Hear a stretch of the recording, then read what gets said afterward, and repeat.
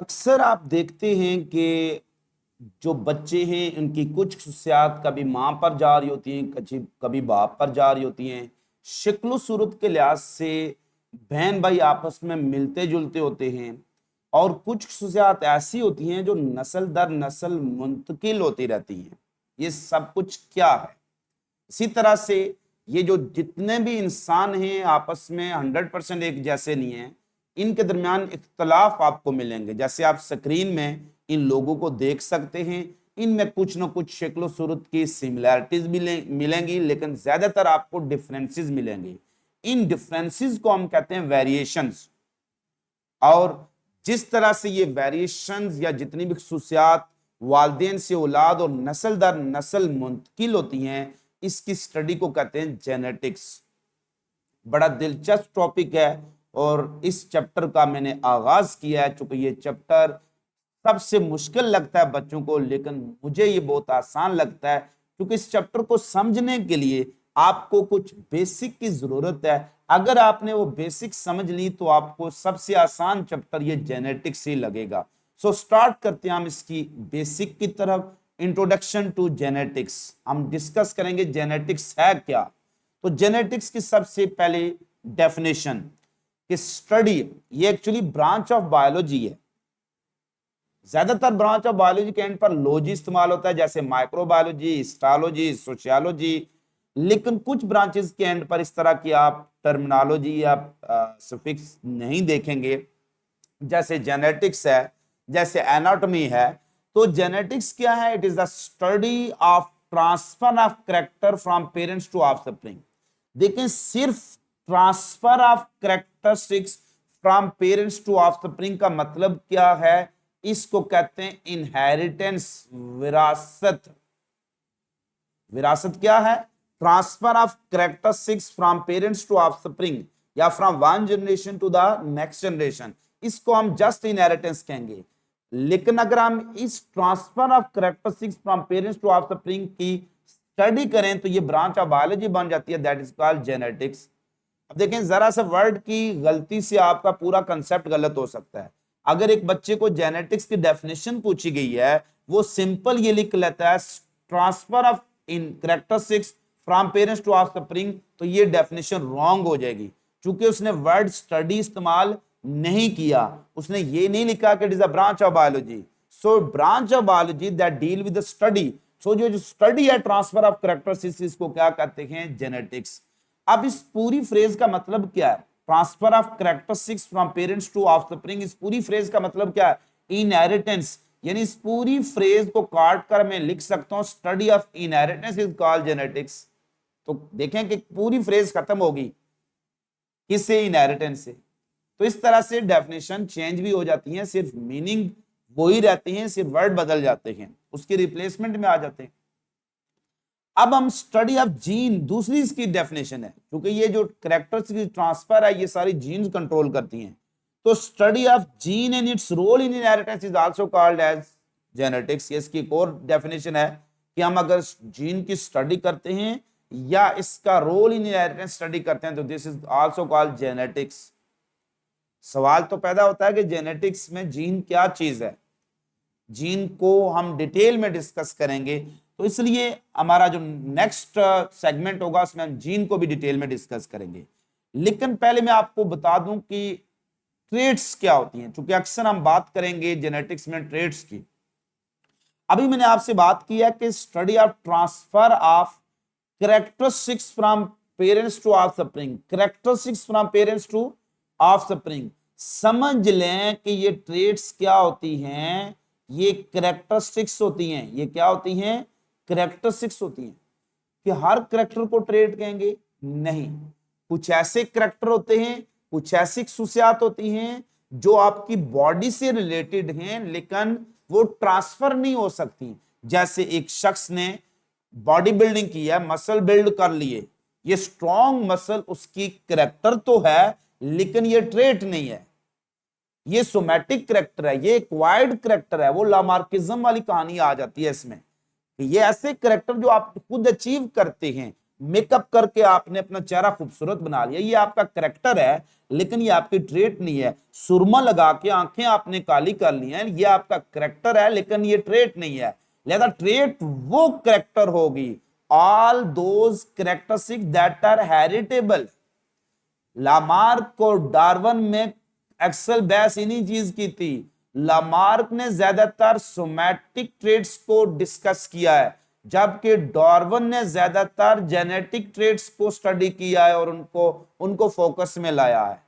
तो लामार्क के मुताबिक हर वो बॉडी कैरेक्टर जो कोई भी ऑर्गेनिज्म एक्वायर करता है वो सोमैटिक कैरेक्टर ट्रांसफर हो सकता है, हालांकि ऐसी कहानी नहीं है। Only those character that are controlled by genes, यानी जिनको जीन्स कंट्रोल करती हैं, दे आर हेरिटेबल। सो हर ट्रेट एक कैरेक्टर है, लेकिन हर कैरेक्टर एक ट्रेट नहीं है। क्लियर? कुछ कैरेक्टर सोमैटिक कैरेक्टर होते हैं, उनको हम जेनेटिक कैरेक्टर या जेनेटिक ट्रेट नहीं कर सकते हैं। तो जेनेटिक ट्रेट वही होती हैं जिनको हम क्या कर सकते हैं, ट्रांसफर कर सकते हैं, जो जेनेटिकली कंट्रोल होती हैं। So all those characters that are heritable, यानी जो ट्रांसफर हो सकते हैं, उनको कहते हैं हेरिटेबल ट्रेट्स, हेरिटेबल कैरेक्टर या जस्ट ट्रेट्स भी कह रहे होते हैं। अब ये ट्रेट्स दो तरह के होती हैं इन जनरल। ज्यादातर ट्रेट्स होती हैं जो कंट्रोल्ड होती हैं by single gene pair, one gene pair, gene का एक पेयर उनको कंट्रोल करता है। तो traits control by one gene pair are called monogenic traits. जैसे जितनी भी मेंडल ने डिस्कस की हैं वो सारी मोनोजेनिक ट्रेट्स। कुछ एक्सेप्शनल केस भी होता है जिसमें traits control bye more than one gene pair. देखिए मैं सिर्फ वर्ड चेंज कर रहा हूं, डेफिनेशन बदल गई है। तो traits control by one gene pair, लेकिन वन को मैं लिख दूं more than one gene pair, तो फिर क्या हो जाएगा, पॉलीजेनिक ट्रेट्स हो जाएंगे। जैसे इंसान में बहुत सी पॉलीजेनिक ट्रेट्स हम पढ़ेंगे, जैसे व्हीट ग्रेन कलर आप पढ़ते हैं, ये एक डिफरेंट तरह की इनहेरिटेंस होगी। हमारा फोकस अभी जो होगा वो मोनोजेनिक ट्रेट्स पर होगा, क्योंकि ये मेंडेलियन ट्रेट्स होती हैं, ये मेंडल लॉ को ज्यादातर ओबे करती हैं। पॉलीजेनिक ट्रेट्स में इंटेलिजेंस है, हाइट है, ह्यूमन स्किन कलर है, लेकिन ज्यादातर हमारा फोकस किस पर होगा, traits that are controlled by one gene pair. What is gene? अब बार बार हम जीन की बात करें, जीन पेयर की बात करें, तो फिर हमें जीन का भी पता होना चाहिए कि जीन है क्या चीज। तो जीन का डिटेल कंसेप्ट हम डिस्कस करने जा रहे हैं। तो basic unit of biological information है, यानी बायोलॉजिकल मालूमात जितनी भी है उनका बेसिक यूनिट जीन है। ये बेसिक यूनिट ऑफ जेनेटिक्स भी है।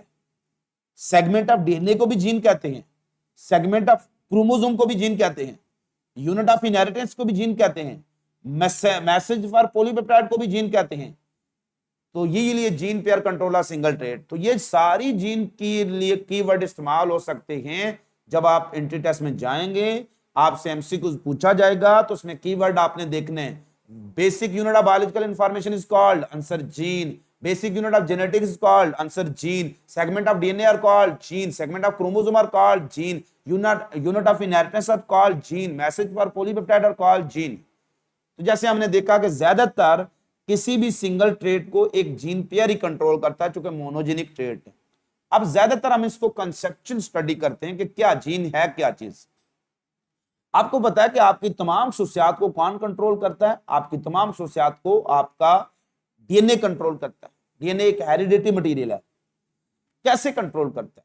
सेल का basic structural and functional unit क्या है? वो प्रोटीन है। सेल का basic structural and functional unit क्या है? प्रोटीन है। यानी जिंदगी के लिए जो प्राइम इंपॉर्टेंस बायोमॉलिक्यूलर ऑर्गेनिक वो प्रोटीन है। चूंकि प्रोटीन ने ही एंजाइम या हार्मोन बनकर फंक्शन को कंट्रोल करना है या किसी स्ट्रक्चर के बनने को कंट्रोल करना है, और प्रोटीन ने ही कोई स्ट्रक्चर बनानी होती है, कोई सारी स्ट्रक्चर बनानी होती है। लिहाजा डीएनए आपकी सारी खसूसियात को कैसे कंट्रोल करता है? डीएनए एक्चुअली क्या बनवाएगा? वो प्रोटीन बनवाएगा। ये एक्चुअली एक मॉलिक्यूलर मैकेनिज्म है इनहेरिटेंस का, जिसको हम कहते हैं मॉलिक्यूलर जेनेटिक्स। कि मॉलिक्यूल के लेवल पर जेनेटिक्स कैसे ऑपरेट करती है। तो मॉलिक्यूल के लेवल पर देखें, हम तो बड़े लेवल पर बात कहते हैं कि मेरी आंखों का कलर मेरे बच्चों में ट्रांसफर हो गया, इसकी स्टडी को हम जेनेटिक्स कहेंगे। लेकिन बायोलॉजिकल लेवल पर अगर हम देखेंगे तो आंखों के कलर को डीएनए कंट्रोल करेगा। वो डीएनए मेरे बच्चों में शिफ्ट होगा तो मेरी आंखों का कलर मेरे बच्चों में शिफ्ट हो जाएगा। ये मॉलिक्यूलर मैकेनिज्म है उसका। तो डीएनए प्रोटीन बनाएगा, लेकिन डायरेक्ट तो नहीं बनाता, लेकिन दरमियान में क्या बनाता है? मैसेंजर आरएनए बनाता है। इस लिहाज से अगर हम देखते हैं तो एक प्रोटीन का बेसिक यूनिट क्या होता है? अमाइनो एसिड होता है। प्रोटीन का बेसिक यूनिट क्या होता है? Amino acid.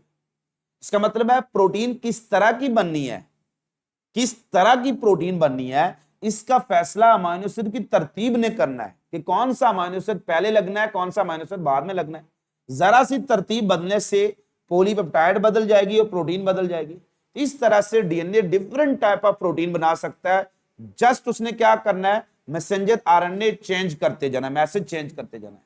अब एक अमाइनो एसिड के लिए जो कोड वर्ड इस्तेमाल होता है, एक अमाइनो एसिड से फॉर एग्जांपल मेरे पास मैथियोनिन है, मैं चाहता हूं कि एक ऐसी प्रोटीन बनाऊं जिसमें सारे मैथियोनिन मैंने लगाने हैं, तो मैं इसका जो कोड वर्ड क्या इस्तेमाल होगा, क्योंकि डीएनए के ऊपर क्या होता है? न्यूक्लियोटाइड होते हैं, एडेनिन, गुआनिन, साइटोसिन के न्यूक्लियोटाइड।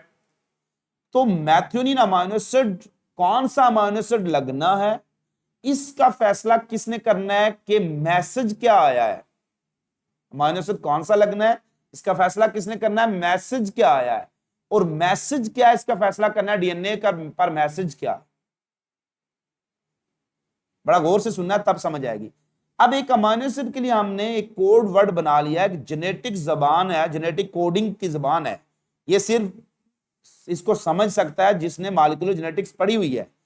तो हमारा जो सेल ने एक निजाम रखा है, खुफिया निजाम, जो एक कम्युनिकेशन है जिसको कोई दूसरा पढ़ ना सके।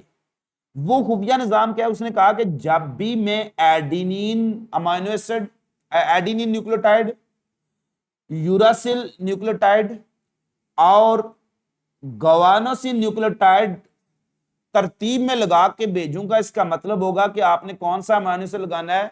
मैथियोनिन लगाना है। आपको पता है कि डीएनए में यूरासिल के बजाय क्या होती है? थायमीन होती है। तो डीएनए पर फिर क्या होगा? एडिनोसिन, थायमीन और गुआनिन न्यूक्लियोटाइड होंगे। इस तरह से कौन सी प्रोटीन बननी है, इसका तयन करना है अमाइनो एसिड की तरतीब ने। पहला अमाइनो एसिड कौन सा लगना है, दूसरा कौन सा लगना है, तीसरा कौन सा लगना है। और अमाइनो एसिड की तरतीब का तयन करना है मैसेंजर आरएनए के ऊपर इन कोड की तरतीब को। समझ रहे हैं आप? तो मैसेंजर आरएनए के ऊपर क्या होंगे? आरएनए न्यूक्लियोटाइड का एक सीक्वेंस होगा, आरएनए न्यूक्लियोटाइड का एक सीक्वेंस होगा। पहले एडेनिन न्यूक्लियोटाइड लगा हुआ है, दूसरा यूरेडिन न्यूक्लियोटाइड लगा हुआ है, तीसरा गुआनोसिन न्यूक्लियोटाइड लगा हुआ है। तो इसका मतलब है कि आरएनए पर अगर ये 3 न्यूक्लियोटाइड लगातार लगे हैं, तो इसका मतलब होगा कि उस मैसेज किस अमाइनो एसिड के लिए? मैथियोनिन के लिए। फिर अगले 3 अगर यही हैं तो फिर भी मैथियोनिन लगना है। उसके बाद फिर कोई और आ जाता है तो दूसरा अमाइनो एसिड लग जाएगा। इसको पढ़ना किसने? ट्रांसफर आरएनए, बाद में हम पढ़ेंगे। अब ये जो सीक्वेंस ऑफ 3 न्यूक्लियोटाइड होता है, जैसे AUG, जो कि कोड वर्ड है, मैसेज है एक अमाइनो एसिड के लिए, इसको कहते हैं जेनेटिक कोड। ये जेनेटिक कोड किसके ऊपर होता है? मैसेंजर आरएनए के ऊपर होता है या डीएनए की एक स्ट्रैंड के ऊपर होता है? ये स्ट्रैंड, कोई एक स्ट्रैंड जो 5 प्राइम टू 3 प्राइम चल रही है, उसको कोडिंग स्ट्रैंड कहते हैं। क्लियर? उसको कोडिंग, चैप्टर 20 में आपने पढ़ा है कोडिंग स्ट्रैंड। आपने पढ़ा ना कि जब मैसेंजर आरएनए बनता है, सिर्फ एक डीएनए की स्ट्रैंड कॉपी होती है, तो वो कॉपी जो स्ट्रैंड होती है उसको टेम्पलेट, इसके अपोजिट जो स्ट्रैंड दूसरी होती है उसको कहते हैं, that is called as template strand, non coding strand. उस पर इसी के अपोजिट मैसेज होता है। से फॉर एग्जांपल डीएनए पर मैसेज है ATG, डीएनए की कोडिंग स्ट्रैंड पर मैसेज है ATG, तो उसके पर उसके अपोजिट जो स्ट्रैंड होगी उस पर मैसेज क्या होगा? TAC। हमें मैसेंजर आरएनए क्या बनाना है? AUG वाला। इसलिए जरूरी है कि हम कौन सी स्ट्रैंड को कॉपी करें? TAC, अपोजिट स्ट्रैंड को कॉपी करें। तो इसके पैरेलल फिर क्या लगेगा? जो मैसेंजर आरएनए बनेगा, T के अपोजिट, थायमिन के अपोजिट क्या लगेगी? एडेनिन।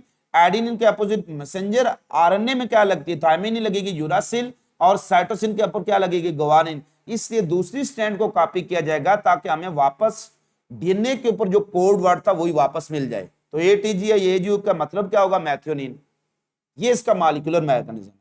तो ये जो सीक्वेंस ऑफ 3 न्यूक्लियोटाइड है that code for one amino acid, that is called genetic code. तो ये जो बहुत से जेनेटिक कोड का सीक्वेंस होगा मैसेंजर आरएनए के ऊपर या डीएनए की कोडिंग स्ट्रैंड के ऊपर, इसको कहते हैं जीन। वन जीन, ये एक पूरी पॉलीपेप्टाइड के अंदर जितने अमाइनो एसिड लगने हैं उसकी तरतीब बता रही होगी। तो कौन सी प्रोटीन बननी है उसका सारा कोड वर्ड डीएनए न्यूक्लियोटाइड की सूरत में उसकी कोडिंग स्ट्रैंड पर होता है 5 प्राइम 3 प्राइम। इस कोडिंग स्ट्रैंड जैसा मैसेज बनाने के लिए हमें इसके अपोजिट स्ट्रैंड को कॉपी करना पड़ता है और हमें मैसेंजर आरएनए मिल जाता है। तो डीएनए की इंफॉर्मेशन किसको मिल जाती है? मैसेंजर आरएनए को। इस प्रोसेस को कहते हैं ट्रांसक्रिप्शन। और मैसेंजर आरएनए के ऊपर क्या जेनेटिक कोड है। पहला कोड किसका है? मैथ्यूनिन का, तो मैथ्यूनिन लगेगी। दूसरा अगर आर्जिनिन का तो आर्जिनिन लगेगी। कौन सा अमीनो एसिड का सीक्वेंस है, इससे क्या बन जाएगी? प्रोटीन।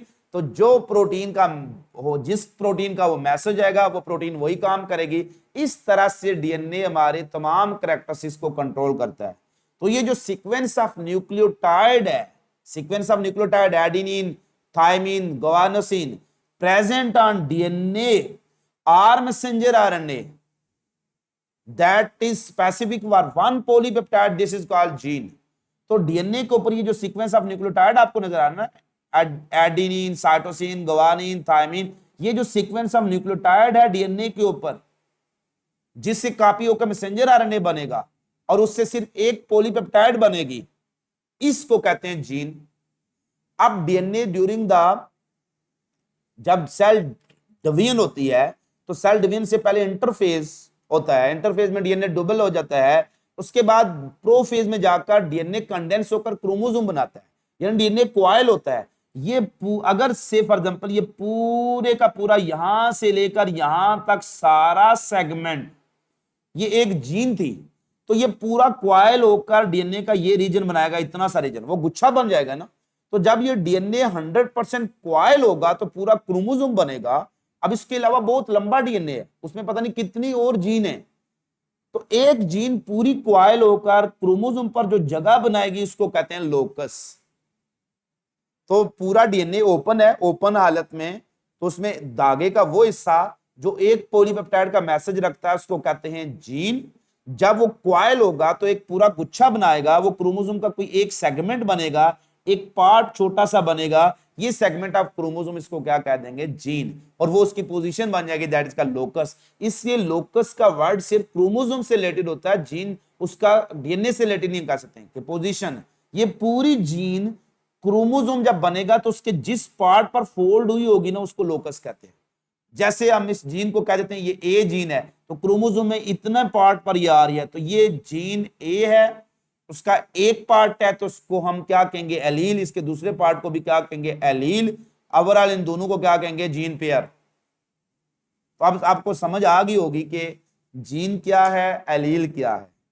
तो sequence of 3 nucleotide that code for one amino acid वो जेनेटिक कोड है, लेकिन sequence of nucleotide present on messenger RNA और DNA that code for one polypeptide, इसको कहते हैं वन जीन। तो ये बेसिक है, अपने याद रखनी है कि जीन क्या है। डीएनए के ऊपर न्यूक्लियोटाइड की तरतीब है जो एक पॉलीपेप्टाइड के लिए मैसेज रखती है। वो डीएनए जब कॉइल होता है, कॉइल आने के बाद वो पूरा डीएनए बहुत लंबा है, वो बहुत बड़ा क्रोमोसोम बनाता है, लेकिन वो जो छोटी सी जीन है वो गुच्छा बनाकर क्रोमोसोम की जिस जगह पर आ रही है उसको हम लोकस कहते हैं। चूंकि एक जैसे 2 क्रोमोसोम होते हैं, 2 डीएनए होते हैं, इससे जीन हमेशा किस फॉर्म में एग्जिस्ट करते हैं? पेयर की फॉर्म में। इन पेयर ऑफ जीन को कहते हैं एलील, जो हम अपनी नेक्स्ट वीडियो में डिटेल में डिस्कस करेंगे। खुश रहिएगा, खुश रखिएगा, दुआ में याद रखिएगा।